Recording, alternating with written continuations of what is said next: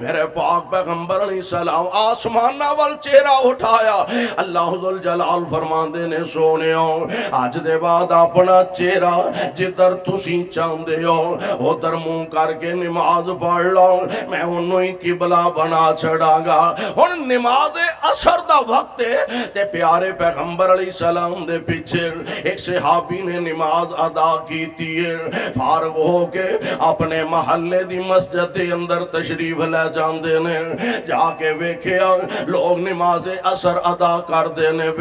بیت المقدس والمنہ کر کے نماز ادا کر دینے تے باہر دروازے تے کھڑے ہو کے کہن لگے او نبی دیو پروانیو،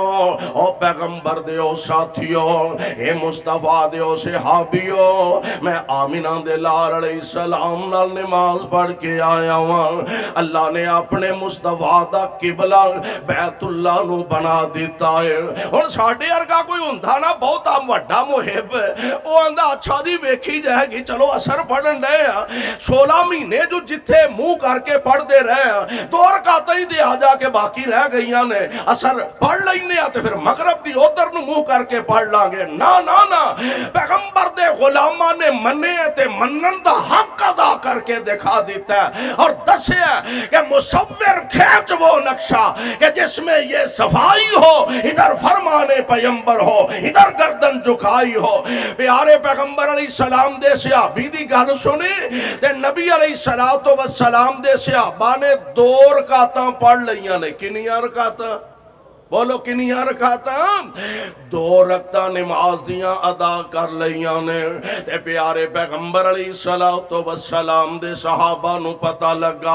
اعلان ہو گیا آقا دا قبلہ اللہ نے تبدیل فرما دیتا ہے تے میرے آقا دے صحابہ نے باقی 2 رکعتاں بھی بیت المقدس والمنہ کر کے